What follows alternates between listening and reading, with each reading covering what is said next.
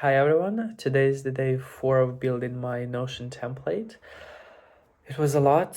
I spent maybe 2-3 hours on YouTube trying to understand how to build habits with properties, because in Google Sheets you can do it wherever you want. So you just put habit in a row and dates on columns, and it's just easier to calculate.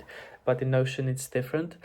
So basically there's just two properties, current, what I did today, or no, current, what I have so far. Let's say 5 deep work sessions, and my goal is to have 20 during the months.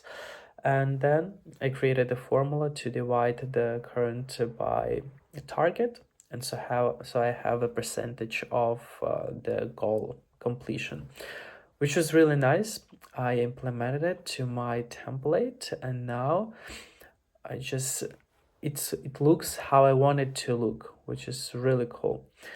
Next, we'll organize the views and to make it look a little bit better and easier to navigate, and we'll move forward. That's about it, and yeah, see you tomorrow.